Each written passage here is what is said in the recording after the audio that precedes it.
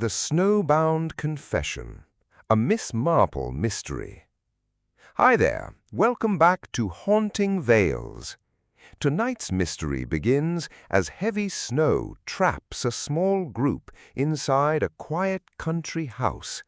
Before the storm has passed, a shocking confession changes everything, and Miss Marple must decide whether it reveals the truth or hides it. Before we uncover the secret behind the Snowbound Confession, don't forget to subscribe for more haunting Miss Marple mysteries on Haunting Vales. Chapter 1. The Snowbound House. Snow began falling over the quiet village of Stony Cross shortly after midday. At first, it drifted gently across the fields and hedgerows, covering the countryside in a peaceful blanket of white. By evening, however, the weather had turned fierce. Strong winds swept through the narrow lanes, piling snow so deeply that carts could no longer pass. The cottages disappeared behind swirling drifts, and even the church tower became little more than a shadow against the gray sky. Anyone caught outside hurried home before darkness settled in. Anyone already indoors knew they would be staying there until morning. High above the village stood Ashcroft Manor, its tall windows glowing warmly through the storm. The great house had overlooked Stony Cross for generations, surviving harsh winters and family quarrels that had long since become village gossip. The last carriage reached the manor just before the road vanished beneath fresh snow. The driver glanced at the sky, shook his head, and quietly remarked that no horse would make the return journey that night. The heavy gates closed behind him, and before long the drifting snow buried the entrance completely. The guests were now entirely cut off from the outside world. Miss Marple accepted the situation with her usual quiet good humor. She removed her gloves beside the fire, while Mrs. Finch, the elderly housekeeper, welcomed her into the house. Warm light filled the entrance hall, reflecting from polished oak panels and rows of old family portraits whose stern expressions seemed to watch every newcomer. Somewhere deeper inside, a grandfather clock ticked steadily, untouched by the storm beyond the walls. The manor felt comfortable enough, yet there was an odd stillness hanging over it. Nothing obvious, just the sort of feeling that made one notice small things a little more carefully. Only a handful of guests had been invited for supper. Sir Edwin greeted everyone warmly, laughing often and insisting they should enjoy themselves despite the dreadful weather. Even so, Miss Marple noticed his eyes drifting towards the grandfather clock every few minutes. His widowed sister, Clara, remained unusually quiet throughout the evening, her smile appearing only when someone happened to look her way. Mr. Harding repeatedly folded and unfolded the same white handkerchief without seeming aware of it, while Dr. Wells, the village doctor, did his best to keep the conversation lively with cheerful stories. Mrs. Finch moved silently between them, refilling teacups and making certain every guest felt at home. Dinner passed pleasantly enough, although the conversation never quite settled. Laughter came a little too quickly, and silence lingered a little too long. Outside, the wind rattled the windows and pushed fresh snow against the glass. More than once, Miss Marple caught Clara watching her brother with an expression that was difficult to read. Worry, perhaps, or regret. Mr. Harding seemed distracted whenever Sir Edwin mentioned business matters, and the old gentleman himself appeared unusually eager to keep everyone talking. After supper, the guests gathered in the drawing-room for coffee. The fire burned brightly while snow continued to swirl outside. Sir Edwin stood beside the mantelpiece, glanced once more at the grandfather clock, then smiled apologetically. "I'll only be gone a short while. There are a few papers waiting in the library." Mr. Harding looked up at once. "I thought those were already finished." "So did I," Sir Edwin replied with a faint smile. Without another word, he picked up a brass candlestick and disappeared down the corridor. The others remained by the fire. Mrs. Finch poured fresh coffee, while Dr. Wells attempted another amusing story, though no one seemed especially interested. Miss Marple quietly resumed her knitting, listening as the storm battered the manor. Then, without warning, every lamp flickered. The room fell into darkness for a single heartbeat before the lights returned. Someone blamed the weather, and everyone tried to laugh, yet the interruption left an uncomfortable silence behind. Nearly half an hour passed before Mrs. Finch frowned. "Sir Edwin has been gone rather a long time," she said. Dr. Wells volunteered to fetch him. He disappeared down the corridor, and moments later a sharp cry echoed through the house. The guests rushed towards the library, where Dr. Wells stood frozen outside the heavy oak door. "It's locked," he whispered. Mr. Harding threw his shoulder against it once, then again. On the third attempt, the old lock gave way, and the door burst open.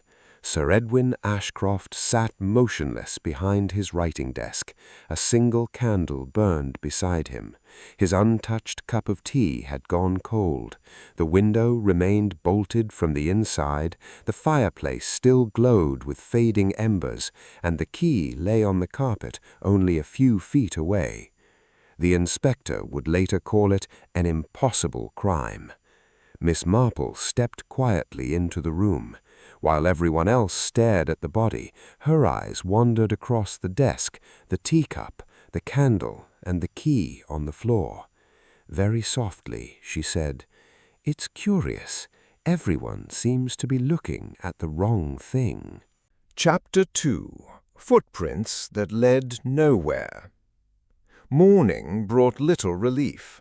Although the snow had finally begun to ease, Ashcroft Manor remained completely surrounded by deep drifts, with every road to the village blocked. The world beyond the estate had vanished beneath winter, leaving everyone inside with nowhere to go. The cheerful mood of the previous evening had disappeared as well. Servants whispered in quiet corners, guests avoided one another's eyes, and the house itself seemed strangely still, as though it were waiting for someone to speak the truth. It took several hours before Inspector Harold Graves reached the manor on horseback with the village constable. After warming himself by the fire, he questioned each guest separately. Every account sounded almost identical. Sir Edwin had left the drawing-room after supper to attend to a few papers in the library. No one admitted following him. No one heard an argument. Everyone claimed they remained together until Dr. Wells went to fetch him. The inspector appeared satisfied. To Miss Marple, however, the stories sounded a little too tidy. The library offered few obvious answers. The heavy oak door had been locked from the inside before it was forced open. The windows were still bolted, and nothing appeared to be missing. Sir Edwin remained where he had been found, while the untouched cup of tea rested quietly beside his papers. The inspector closed his notebook with a confident smile. "A carefully planned locked-room murder," he declared. Miss Marple glanced around the room before replying. "Perhaps, though people often spend so much time hiding the large things, they forget the small ones." Later, the inspector discovered a single trail of footprints behind the manor. They led from the back door to the old tool shed and returned again across the untouched snow. "There," he said proudly, "our killer escaped outside during the night." Miss Marple studied the tracks for a long moment before gently shaking her head. "I don't think so." The inspector looked surprised. The snow continued falling for hours after Sir Edwin died. If these prints had been made last night, fresh snow would have softened them. Instead, every edge is perfectly sharp. Someone made them this morning. The inspector looked Ben. His confidence faded slightly, though he said nothing. While he continued questioning the servants, Miss Marple wandered quietly through the manor. Back in the library, she found the cold cup of tea still resting on Sir Edwin's desk. Mrs. Finch entered a moment later, and Miss Marple asked whether Sir Edwin usually drank his tea while working. "Oh, yes, always. He never left it untouched." That answer lingered in Miss Marple's thoughts. Sir Edwin hadn't even taken a single sip. Whatever had happened in the library had happened almost as soon as he entered.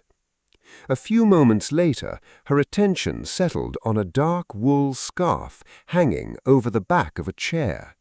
"That belongs to Miss Clara. She's been looking for it since yesterday." When the inspector questioned Clara, she reluctantly admitted she had visited the library before supper. "My brother wanted to speak with me," she said quietly. "We argued about family matters, then I left." "You never mentioned that before," the inspector replied. "I didn't think it mattered." Miss Marple watched Clara closely. The woman looked deeply troubled, but there was sadness in her eyes rather than panic. She was hiding something, certainly, just not murder.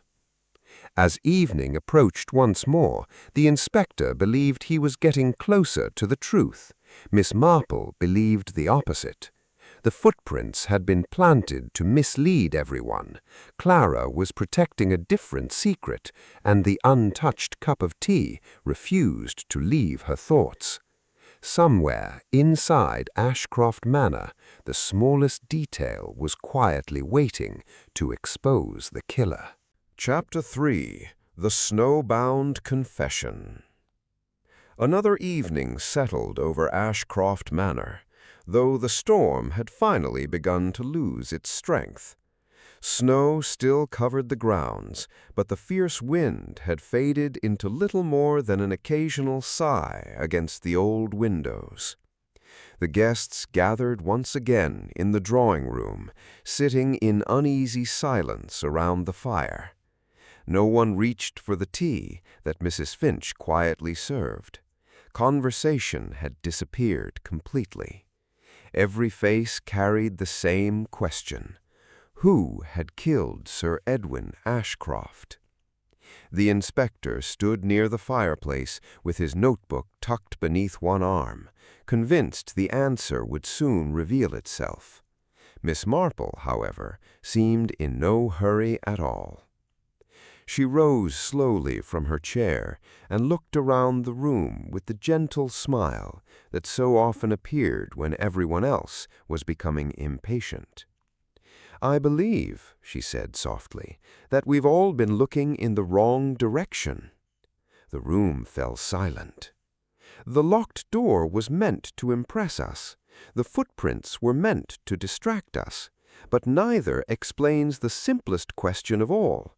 Why was Sir Edwin's tea untouched?" No one answered. "Mrs. Finch told me Sir Edwin always drank his tea before beginning his paperwork. It was part of his routine. Yet that cup remained exactly as it had been served. He hadn't even taken one sip. That means someone was already waiting in the library when he entered. There was no time for work, no time for tea, only a meeting that turned into something far worse." Miss Marple turned calmly towards Clara. "You argued with your brother before supper. That's true. But when you left the library, Sir Edwin was still alive." Clara lowered her head, tears already filling her eyes. "I didn't want anyone to know we'd argued. People would have believed I killed him."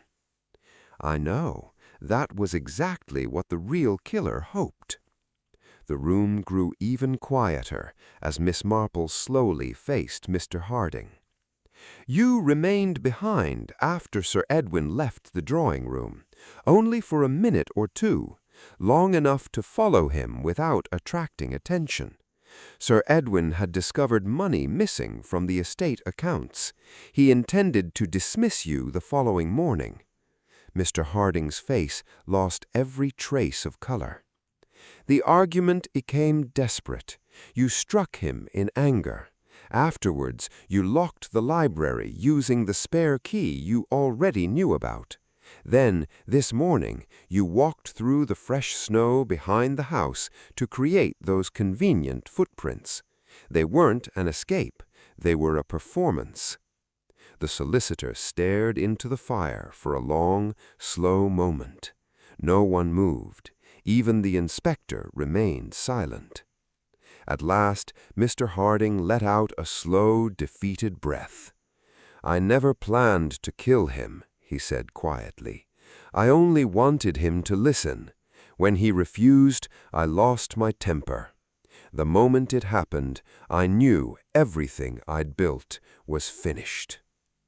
The confession hung in the room more heavily than the winter air outside. The inspector finally stepped forward and placed a hand on Mr. Harding's shoulder. This time he offered no clever speech. There wasn't one to give. As the solicitor was led from the drawing-room, Miss Marple walked towards the window. Beyond the glass, the clouds had begun to part, and pale moonlight settled across the untouched snow surrounding Ashcroft Manor. The storm had hidden the truth for a little while, but not forever. It never could. She smiled faintly to herself. Snow covers footprints. It doesn't cover conscience. If you enjoyed solving this mystery alongside Miss Marple, I'd be delighted if you'd leave a like, subscribe for more classic village mysteries, and tell me in the comments when you first suspected the truth. Until next time, somewhere in another quiet English village, another ordinary little detail is waiting to uncover an extraordinary secret.